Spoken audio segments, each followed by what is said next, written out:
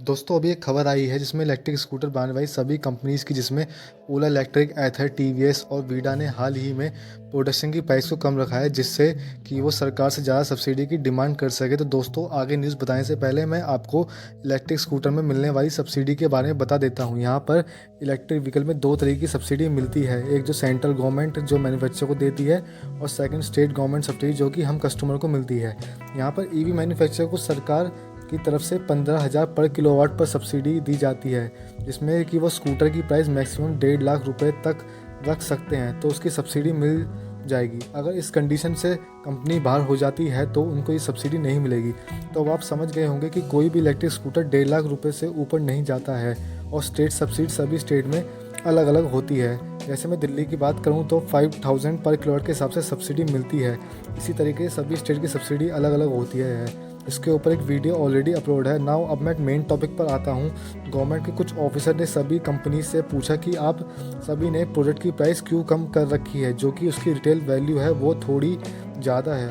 और इन सब कंपनी ने अभी तक करोड़ रुपए का झूठा दावा किया हो सकता है। यहाँ पर कुछ लीक्स देते रहते हैं। कार को उन्होंने ये न्यूज़ दी है और इन सभी कंपनीज ने अभी तक करोड़ रुपीज़ की सब्सिडी का दावा किया था।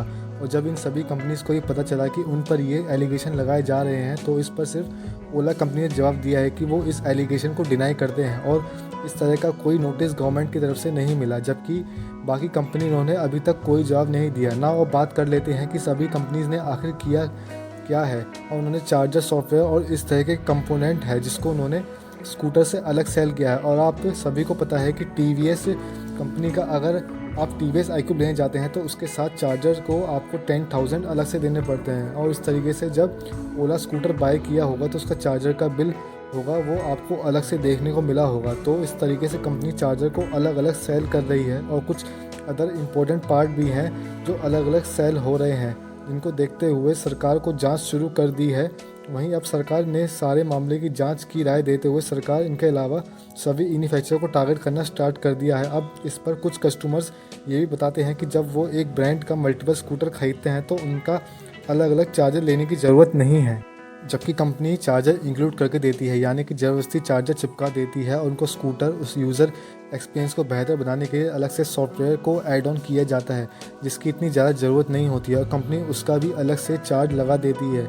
यहाँ पर कंपनी अपने रिटेल प्राइस और 40% डिस्काउंट देकर सेल को इंक्रीज़ करती है और साथ में सरकार से सब्सिडी का फ़ायदा भी उठा लेती है। वही दोस्तों गवर्नमेंट ने इन सभी ईवी मैन्युफैक्चर को बढ़ावा देने के लिए 1 अप्रैल 2019 से 3 साल के लिए 10,000 करोड़ की डिमांड की थी, जो कि फाइनेंशियल ईयर का 80% था, जिसमें 7,000 ई बस, 5 लाख ई3 व्हीलर्स और 55,000 ईवी 4 व्हीलर्स और 10 लाख ईवी 2 व्हीलर्स के लिए मांग की गई थी।